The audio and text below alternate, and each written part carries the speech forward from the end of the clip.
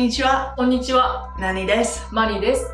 文法語へようこそ。文法語では教科書通りではなく本当に使える日本語を勉強します。Today is JLPT N3 grammar and the grammar point is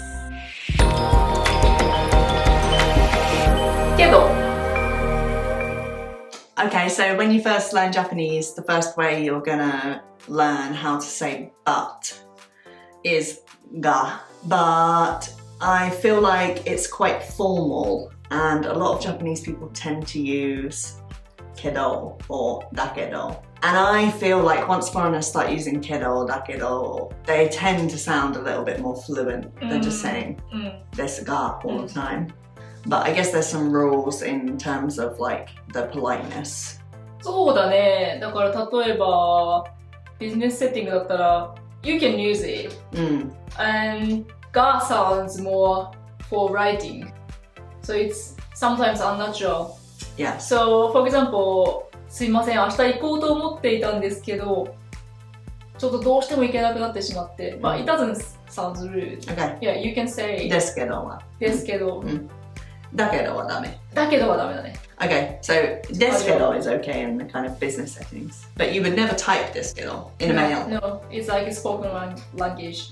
So like a quick way to kind of like improve your spoken Japanese and make people think, oh, she kind of knows what's going on, is to start using kedo instead of ga.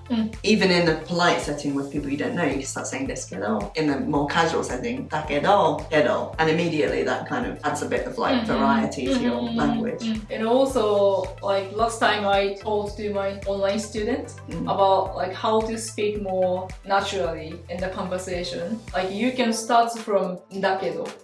Yeah. Yeah, it's kind of a tip to speak more fluently. Or desu kedo. Yeah, if you want to talk about yourself or your story to other people, you can start from dakedo. Like 昨日映画見に行ったんだけど、すごくいい映画だったよ。Like that. Yeah. Okay. It's something you can start using straight away. It's really easy to use because you're just replacing ga with kedo, dakedo, desu kedo. And then immediately you sound like a little bit better. シネマに行きたかったけど、お金がないから行けない。昨日あの居酒屋に行ったけど、すごく美味しかったよ。